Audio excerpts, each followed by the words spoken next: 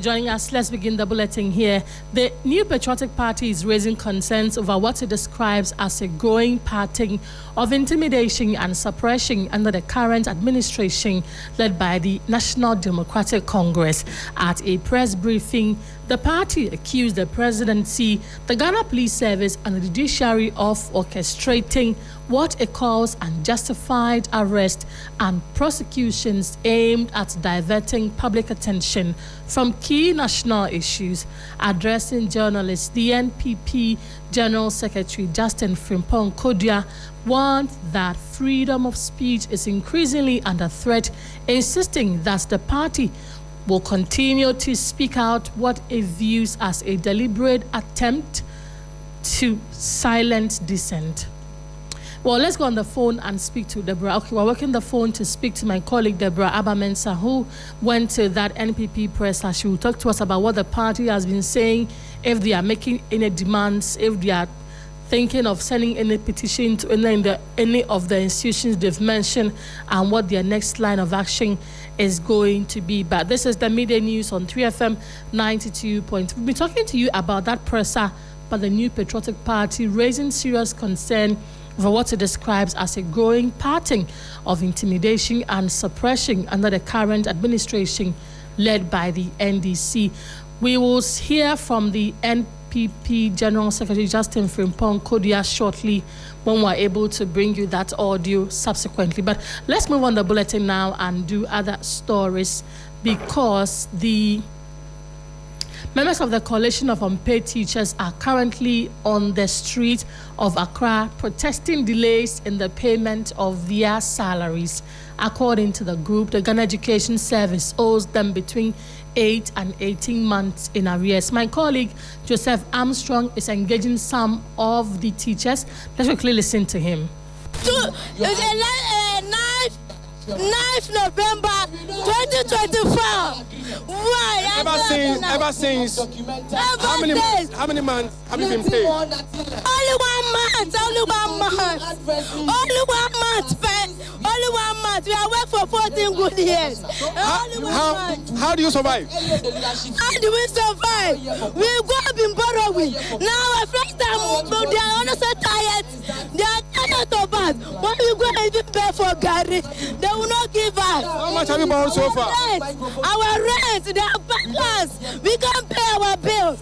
We can't pay our bills. Our children's school fees, they are there. They can't be at some better schools again. What teachers have to suffer. You want to share something with me too? Yes.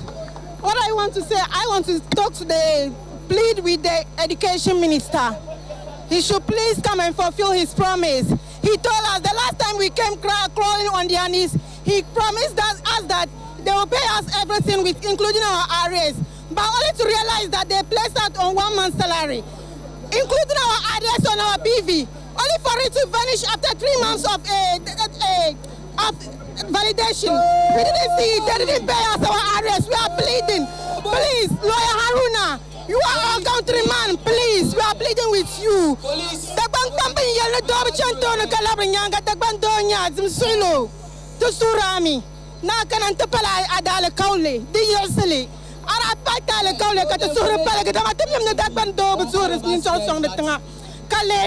What does it mean? It means that, like I said, the Gomba man, he shouldn't promise and fail.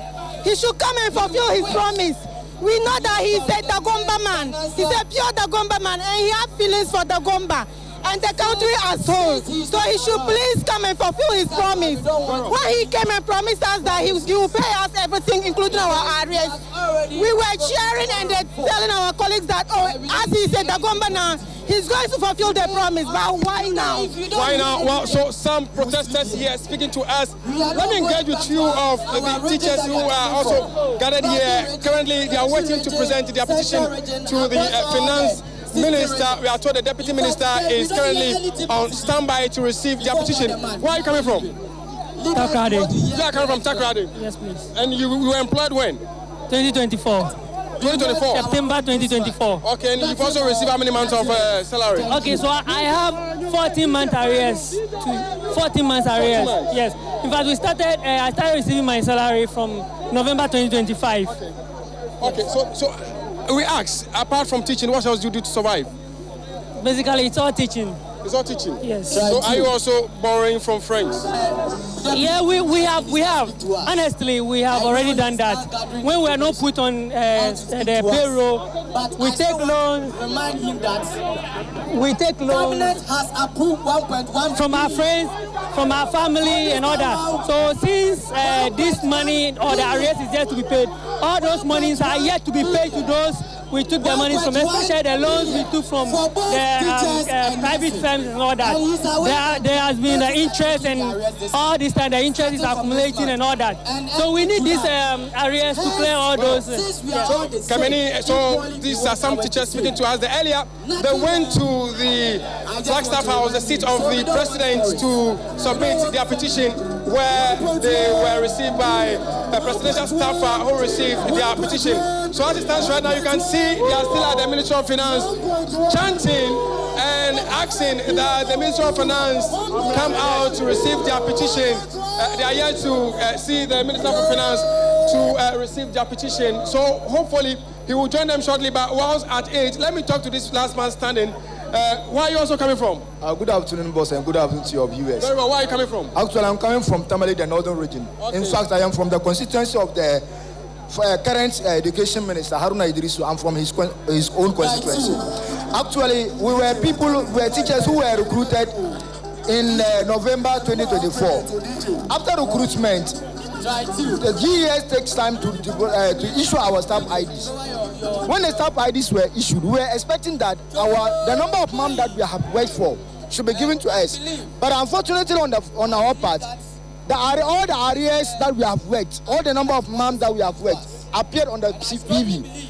And to our surprise, it has never happened in the history of Ghana that arrears will appear on CPV and then they will take it back again. We have never seen that. At the end of the month, that was in November, they took back the arrears. We were expecting it in December. The arrears reappeared on the PV. They took it back. That's fine. Good explanation. So where do you teach? I teach in Karga District. At where? Bunaili Junior High School. So I'm hearing that some of you are threatening to leave the classroom. Actually, that isn't the case. Actually, under any circumstance, no human being can work on an empty stomach. We are owing a lot of people. Me, for example, I just need a motorbike. That will be sending me from where I am to my school. Joseph Armstrong there interacting with aggrieved. So that was Joseph Armstrong, a reporter there, speaking with some of the aggrieved teachers over government failure to release their funds for some time now. Moving away from that, environmental advocates have raised concern over reported large-scale destruction within critical sections of Lake Bosomtwe, Ghana's only natural lake and a globally recognized ecological site. Communities along the lake, particularly Abrodum, Adrafo, and Abase, are witnessing ongoing land clearing and other potentially harmful activities within the lake's protected core zone. Several trees planted along designated buffer zones to safeguard the lake have reportedly been cut down, further exposing the area to environmental degradation. Residents fear the situation not only threatens biodiversity, but also endangers centuries-old cultural heritage tied to the lake. Let's connect with my colleague in the region, Ibrahim Abubakar, who has more on this. Ibrahim, talk to us. Where exactly is this destruction taking place and how severe is it? Well, great. The destruction is quite extensive around the Abrodum community, which is one of the 22 communities surrounding the lake. And the land has been cleared, and you realize that the section of the vegetation protecting the natural resource has been removed. Buffer zones have been encroached upon, and several protective trees have also been cut down, raising concerns about soil erosion, water pollution, and even long-term ecological damage. In fact, like you rightly mentioned, environmental advocates like Arocha Ghana are concerned because they believe that there is a potential to cause irreversible harm if the situation is not properly addressed. And already we do know that studies have pointed to declining fish stock in the area and the growing impact of illegal mining activities around the catchment area. So there is the need for the lake to be protected. And Ibrahim, have the perpetrators been identified? Well, Grace, at this stage, the exact perpetrators have not been identified yet. However, local sources suspect the involvement of private developers and individuals engaged in unauthorized construction and even land acquisition. If we will recall, even in 2021, we did a similar story. That one was PPA, where people also came to cut down the trees. But fortunately, the Asantini intervened and ordered them to replant the trees, and even the chief was removed. So similar thing, because the assembly is saying, the Osudoku District Assembly is saying they are unaware of any ongoing activity, which tells you that whatever is going there currently is illegal.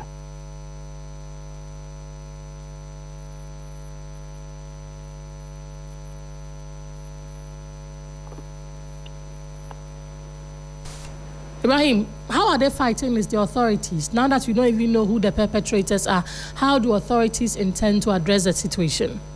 Well, for now, they said they are monitoring the situation, and they have also kickstarted their investigation to be able to identify those responsible for the cutting down of the trees. But there are calls for stricter enforcement of environmental regulations and even possible halting of all ongoing activities and restoration of affected areas. Residents are expecting authorities to, this time around, take decisive action to prevent further destruction, because the lake, as we speak, is a lifeline for over 70,000 people who are within the communities surrounding it, and they depend on it for farming. So almost everyone is concerned, and they are expecting authorities to ensure they bring the perpetrators to book.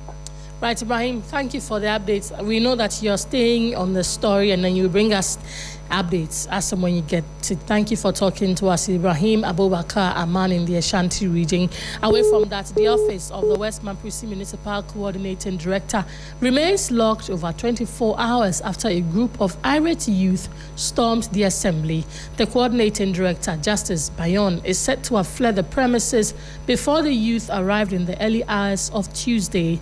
The protectors accused Mr. Bayon of absenteeism, unfairness, and failure to sign important contract document causing a stall and development project.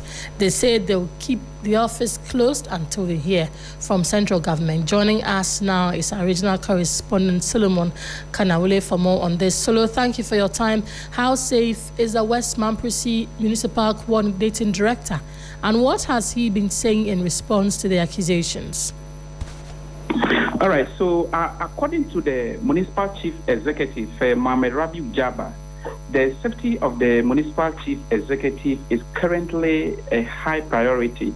Security measures were promptly implemented following the incident, and as of yesterday, police personnel have been stationed at his residence, and he is safe, as the Municipal Chief Executive said.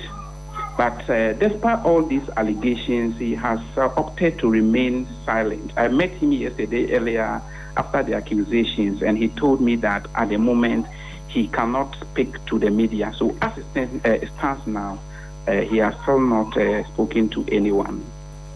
The claims or the demands by the youth, what more do they want to hear from this man? What more are they asking for apart from locking the office? All right, so aside the allegations regarding his professional conduct, which they say it is unsatisfactory, accusing him of being unfairness, and then also causing stagnation of critical development projects due to unsigned contracts. The youth alleged that his frequent argument with some staff members is one of the reasons they feel that he is not in the constituency to help. Earlier this morning, I met with the MC who told me that yesterday will be 2 weeks when his office was locked by unknown staff members. And with the effort of the MC and then the party chairman, they were able to bring issues down. So, per what I gathered, yesterday wasn't the first time. His office has been locked initially by staff members whom the MC said they didn't know, but he was able to bring situations under control. Right, Solo, thank you for the update. We'll definitely come back to you when there's more. Solomon Kanawule is my colleague in that region, bringing us updates. Away from that, government continues to look for lasting solution in curbing illegal mining in several parts of the country. The Minerals Development Fund under the Ministry of Lands and Natural Resources has engaged the Ghana Geological Service Authority to block out mineral-rich areas for responsible mining. The move, according to government, will streamline supervision and avert environmental hazards. William Evans Nkumas filed the following report.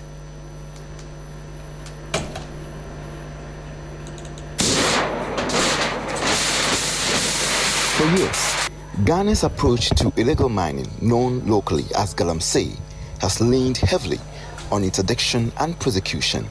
Although significant efforts have been made through interventions like the establishment of the Blue Water Guards and the National Anti-Illegal Mining Operations Secretariat, NIMOS, to preserve water bodies, forest reserves and farmlands. Strategic and innovative solutions are continuously being implemented under the leadership and direction of the Sector Minister, Emmanuel Amakofibua, to further the vision of the President, His Excellency John Dramani Mahama. The Mineral Development Fund and the Ghana Geological Survey Authority agreement is poised to change that situation. Rather than simply shutting illegal miners out, the government is creating a structured pathway for communities to mine legally, responsibly, and profitably. Going to enter into the collaborative cooperation with geological survey so that they will take on the survey of the block out areas for us. And as they finish, we will now engage the mining communities.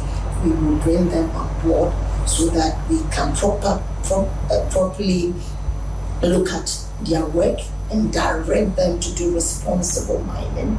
Under the agreement, the Ghana Geological Survey Authority will conduct comprehensive geological investigations in designated blocked out areas assigned to MDF by the Minerals Commission. These forms of collaborations have been going on in the past. Probably would have achieved much in our fight against galamsey and illegal mining. Central to the initiative is a commitment to data-driven decision-making. The Ghana Geological Service Authority's role will ensure geographical intelligence that makes safe, efficient, and targeted mining possible. William Evansinkum, Kumasi. Well, let's come back to the capital, Accra, because the High Court in Accra has directed the Attorney General's Department to immediately assume control over all criminal prosecutions currently being handled by the Office of the Special Prosecutor, OSP, pending formal authorization from the Attorney General's office. The ruling, delivered on Wednesday, April 15, represents a significant development in Ghana's legal and anti-corruption landscape, as it effectively shifts prosecutorial authority from the OSP back to the Attorney General in the interim. In addition to the directive, the court declared that all ongoing prosecutions initiated by the OSP are null and void, a decision that immediately halts multiple high-profile and ongoing cases being tried in various courts across the country.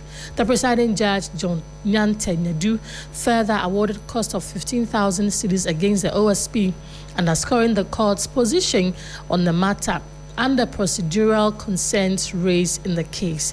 Now, a statement from the Office of the Special Prosecutor on the back of this states that proceedings in the case of Republic v. Isaiah Seidu and 3 others, widely referred to as the Rich Scandal case, have taken divergent paths before 2 courts of concurrent jurisdiction. The accused persons are currently standing trial before the High Courts, where proceedings remain ongoing. The criminal court dismissed an application by the accused person seeking to strike out the case. The judge adjourned proceedings to await a determination by the Supreme Court on a matter in which both the plaintiff and the Attorney General, the defendant, are challenging the independent prosecutorial powers of the OSP. In a parallel development, the accused persons initiated a separate action at the High Court jurisdiction. In contrast to the criminal court, the General Jurisdiction Judge declined an application by the OSP to adjourn proceedings pending the outcome of the matter before the Supreme Court. The judge decided that the OSP lacks independent prosecutorial mandate. The judge directed that the case be referred to the Attorney General for prosecution. These developments have resulted in two distinct judicial positions regarding the prosecutorial authority of the OSP in the same matter.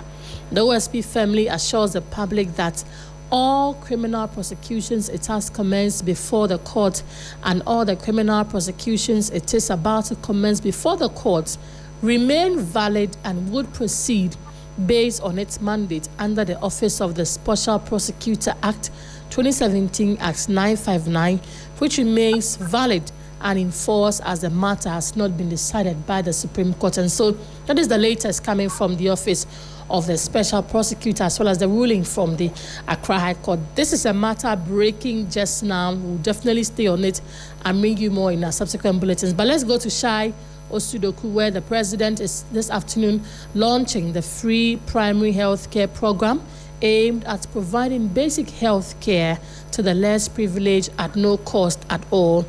The initiative is designed to make essential primary health care services free at the point of care at the polyclinics, CHIPS compounds, and health posts to improve early treatment, strengthen preventive care, and reduce congestion at higher level facilities. Let's connect with our reporter there, Sarah Penko. Sarah, talk to us. Has the event started? Has the president spoken already?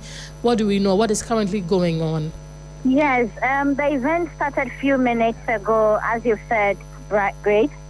The president has just taken the podium and delivering his speech. But as you rightly said, today the president is launching the free primary health care, which is expected to take place in 150 districts across the country, where health posts will also be put in the community to enable people go and check for their vitals, their BP, breast cancer screening, diabetes, and also just to improve upon health prevention of diseases, so early detection before they are referred to the secondary and tertiary healthcare facilities.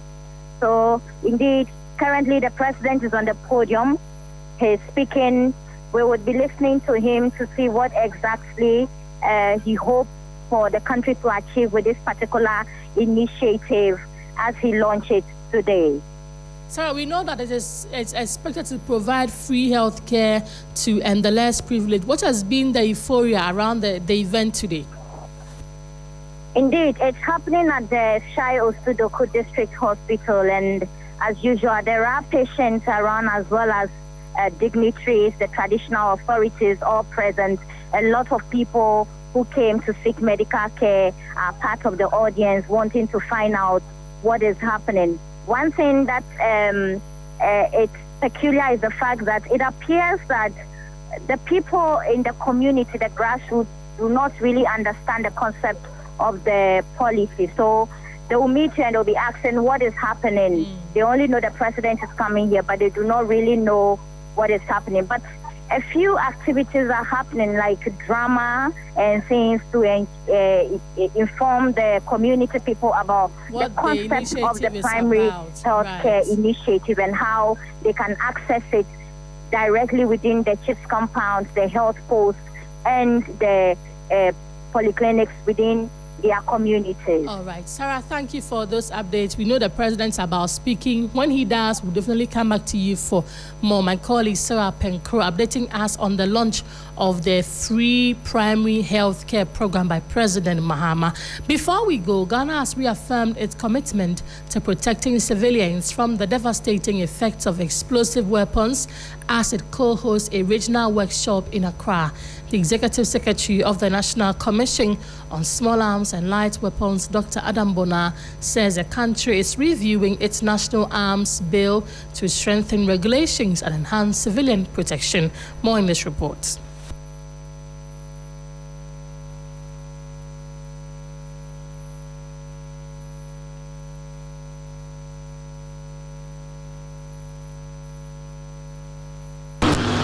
And we are encouraging. We apologize for that. That's all time will allow for us. We'll bring you that story in our subsequent bulletins. That's it for the midday news on 3FM 92.7. Stories we've been bringing you so far this morning. New Patriotic Party expresses grave concerns over what it describes as a growing pattern of intimidation and suppression of its members by the current NDC-led administration. Coalition of unpaid teachers hit streets this morning to protest delayed payment of their salaries. And we also took you to the Shai Osudoku District Hospital in Dodowa, where President Mahama is launching the ambitious free primary health care program. Many thanks for joining us. Bismarck Awusa is standing by to bring us the latest in the world of business. Good afternoon.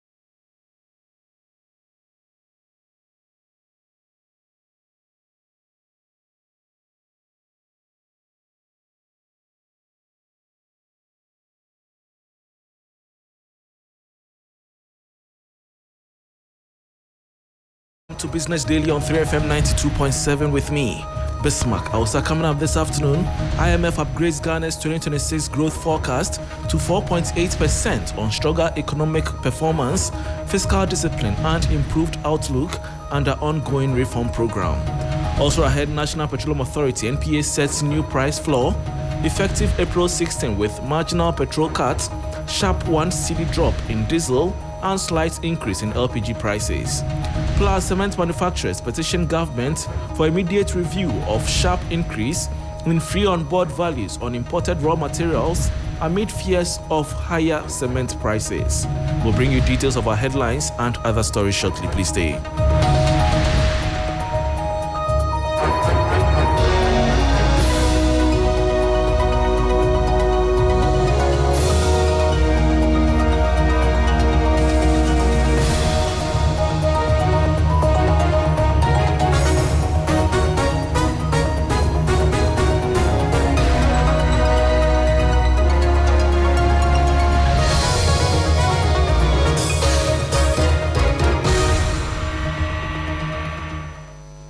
Thanks for your company. Now to the details.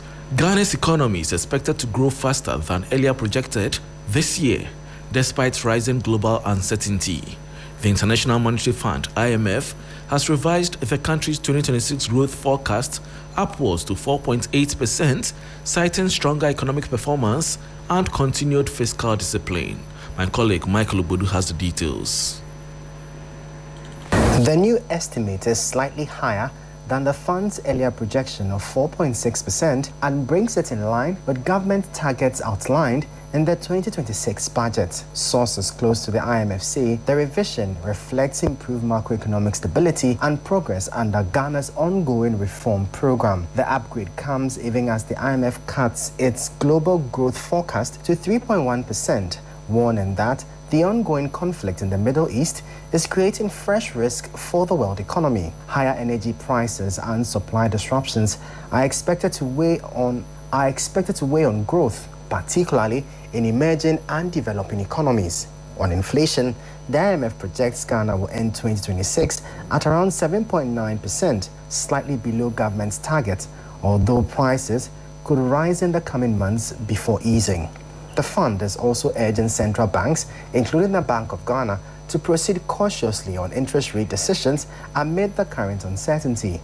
The World Bank has issued a similar outlook, also forecasting growth of 4.8% for Ghana, but warning of a slowdown compared to the 6% expansion recorded in 2025. Inflation, it says, could end the year slightly higher at around 9%. Despite global headwinds, both institutions say Ghana is likely to maintain steady growth and single-digit inflation, although external risks particularly from energy markets, remain a key concern. And that was a 3 Business News Desk report on the IMF upgrading Ghana's 2026 growth forecast to 4.8%.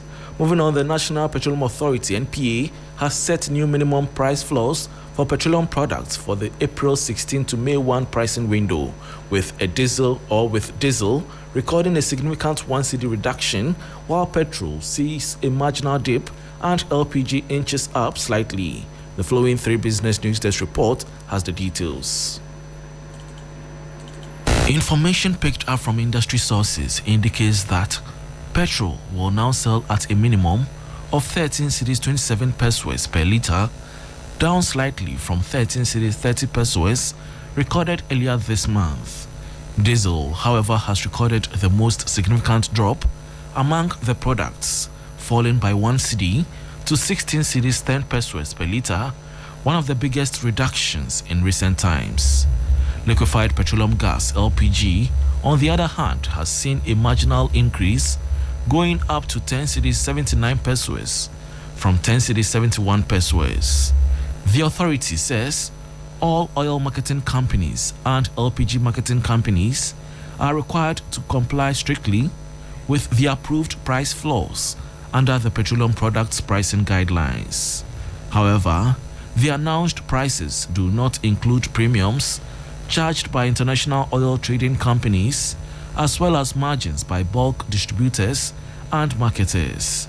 This means oil marketing companies will determine the final pump prices independently once all additional costs are factored in. Despite the reduction in some components, consumers are expected to pay higher prices at the pumps when all levies and margins are applied. The new price regime will remain in force from April 16 to May 1, 2026. And that was the 3 Business News Desk report on the NPA's slashing fuel price floor for April 16 window, with petrol now 13 cedis 27 pesos and diesel at 16 cedis 10 pesos. Meanwhile, fuel prices in Ghana could fall further by as much as 1 cedi per litre in the coming days, according to 3 business sources within the finance and energy ministries. The expected drop follows a directive by President John Dramani Mahama to review taxes and levies on petroleum products as consumers face rising costs at the pumps. There is more in the following 3 Business News Desk report. Fuel prices have increased sharply in recent weeks, driven by higher global crude oil prices and a marginal weakening of the local currency, which have raised the cost of imports. Petrol prices have risen from around 10 cedis per litre to more than 13 cedis, while diesel is selling for about 17 cedis per litre. Government is now considering measures to ease the pressure, including the possible suspension of some levies within the petroleum price structure. A group of civil society organizations has also called for deeper cuts, proposing a reduction of 1 cedi 65 pesos in the current price build-up. They say the move will provide relief for households and businesses and could be supported by increased revenue from crude oil production and exports. 3 business sources say an official announcement on the measures is expected as early as April the 15th, with consumers likely to see a reduction of up to 1 cedi per litre, although details of the specific levies to be affected remain unclear. The government has yet to formally confirm the changes as discussions continue on how best to cushion consumers while managing the impact on public finances. And that was a 3 Business News Desk report. This is still Business Daily on 3FM 92.7 with me, Bismarck. Outside some other stories, the Chamber of Cement Manufacturers Ghana is calling on government to urgently review the recent sharp increase in free on board or FOB values imposed on key raw materials used in cement production. According to the chamber, the revised values were introduced without adequate stakeholder consultation and are placing heavy cost pressures on local manufacturers. It says the FOB value for clinker has jumped from $40 to $136 per metric ton, while granulated furnace slag has increased from $3 to $40 per metric ton. The chamber is in a petition signed by the chief executive, Dr. George Dawson Amwa, warns that the increases could lead to higher taxes and duties, raise production costs, and eventually push cement prices up for consumers, a situation that could negatively affect construction, housing, and infrastructure across the country. Before we go, a Ghana-based telecom infrastructure company has secured a major legal victory in an international arbitration dispute over unpaid bills. ATC Ghana says it has won a ruling at the International Chamber of Commerce against AT Ghana over outstanding payments for the use of telecom tower infrastructure. The dispute centers on unpaid lease fees for telecom towers operated by ATC Ghana, which provides critical infrastructure to mobile network operators. According to details of the ruling, the arbitration tribunal found in favor of ATC Ghana after determining that AT Ghana had failed to meet its contractual payment obligations. The case follows a long-running dispute between the two companies over debts linked to tower services, which are essential for maintaining mobile network coverage. Reports indicate that ATC Ghana had previously reduced the outstanding amount significantly during negotiations, but payments were still not made. The ruling is expected to strengthen ATC Ghana's position in recovering the debt and could have wider implications for contractual enforcement with Ghana's telecom sector. Industry analysts say disputes of this nature highlight ongoing financial pressures within the telecom industry, where infrastructure providers rely heavily on timely payments from operators. Similar tensions in the past have led to service disruptions, raising concerns about the potential impact on consumers. The outcome of the arbitration is seen as a significant precedent for resolving commercial disputes in Ghana's telecom sector, particularly those involving international arbitration frameworks.